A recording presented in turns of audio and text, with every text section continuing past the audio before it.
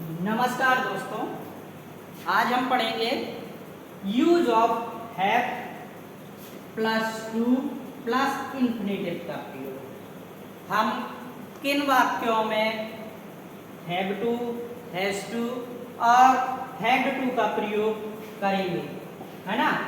तो लिखा हुआ है हमारे पास कि हमें किन किन परिस्थितियों में प्रयोग करना है।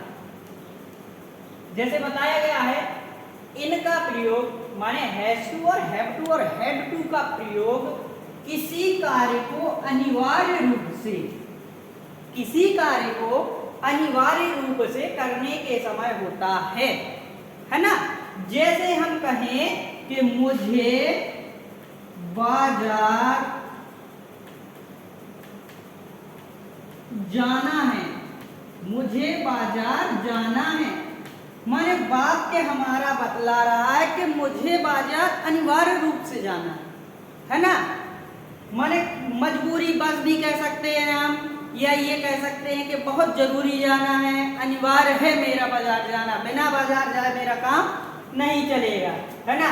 तब हम हैज टू और हैव टू का प्रयोग करते हैं। दूसरा हम ये भी कह सकते हैं कि जिन वाक्यों में ना, पीछे ना शब्द आता है, उन वाक्यों में भी हम हैज टू और हैव टू का प्रयोग करते हैं। फिर अब बात आती है कि किस काल में, किस टेंस में हम हैज टू का प्रयोग करेंगे, किस टेंस में हम हैव टू का प्रयोग करेंगे और किस टेंस में हैड टू का प्रयोग करेंगे।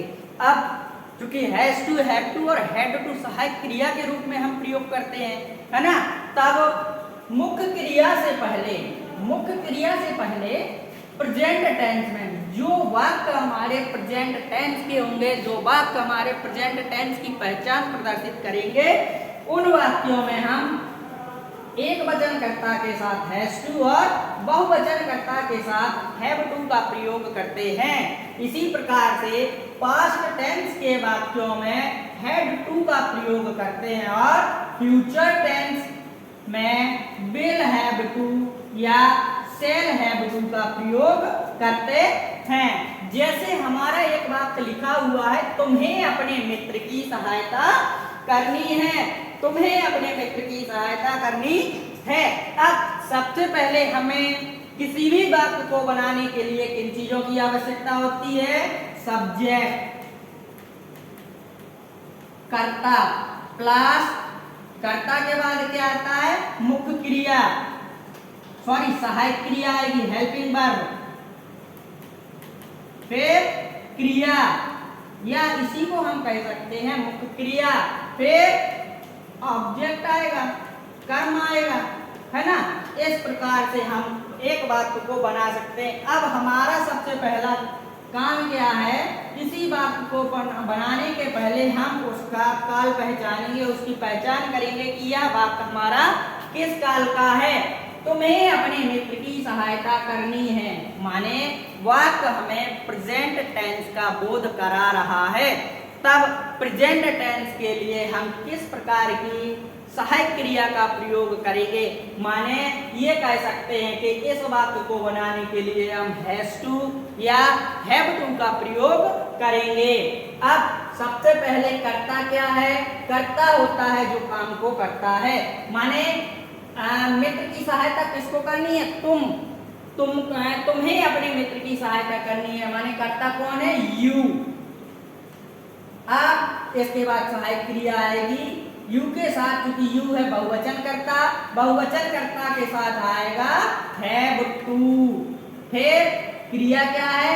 सहायता करनी है, यू हैव टू हेल्प किसकी? अपने मित्र की, your friend.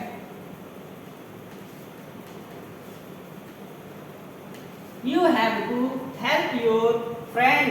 Note down this. अब अगला वाक्य है हमारा, उसे अपने भाई को देखने अस्पताल जाना पड़ता है ना। अब इस वाक्य की हम पहचान करेंगे कि वाक्य हमारा किस काल का है। तो देखिए, जाना पड़ता है, प्रेजेंट का ही ये वाक्य है हमारा। तब इसमें हम हैज टू या हैव टू का प्रयोग करेंगे।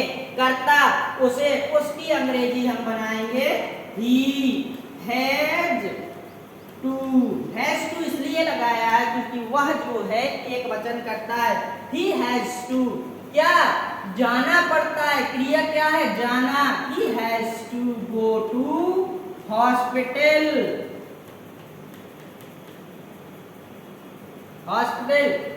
किस लिए, अपने भाई को देखने। To see his brother, BROTHER, to see his brother, है ना। वह अपने की अंग्रेजी वह के साथ हिज बनती है। और इसी प्रकार हमारा अगला वाक्य है, उसे स्टेशन पर रमेश का इंतजार करना पड़ा। माने सबसे पहले हमारा काम क्या है, सबसे पहले वाक्य की पहचान करना कि वाक्य किस काल का है। तो करना पड़ा, वाक्य अधूरा है अर्थात पास्ट टेंस का है। पास्ट टेंस के लिए हम हैड टू का प्रयोग करते हैं। अब हमारा कर्ता क्या है, कर्ता है हमारा वह, तो ही हैड टू वेट, माने इंतजार करना, वेट फॉर रमेश। अब रमेश चूंकि नाम है तो कैपिटल में लिखेंगे रमेश। अब कहां पर, एट द स्टेशन, स्टेशन पर, उसे स्टेशन पर रमेश का इंतजार करना पड़ा। He had to wait for Ramesh at the station.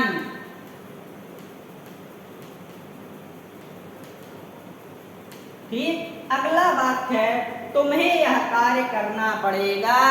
अब सबसे पहला हमारा काम वही आ गया है कि हम वाक्य की पहचान करेंगे, वाक्य किस काल का है। तो फ्यूचर टेंस, वाक्य हमारा फ्यूचर टेंस का है। फ्यूचर टेंस की पहचान होती है कि जब वाक्य के अंत में गा है, गा, गी, गे आदि आता है तो वह वाक्य हमारा फ्यूचर टेंस का होता है। तो पता लग गया हमें कि वाक्य हमारा किस टेंस का है, फ्यूचर टेंस का है। कर्ता हमारा क्या है, यू है, तो तुम है, तुम के साथ हम क्या लगाएंगे, यू विल हैव टू, है ना। ये तुम्हें, अब देखना कर्ता की बन गई, सहायक क्रिया की बन गई, अब आएगी हमारी क्या, क्रिया। क्रिया क्या है, करना। You will have to do माने करना, यह कार्य, दिस वर्क। इस प्रकार से जो वाक्य, जिन वाक्यों में किसी कार्य का अनिवार्य रूप से होना पाया जाता है उन वाक्यों में हम हैज टू, हैव टू और हैड टू का प्रयोग करते हैं। धन्यवाद।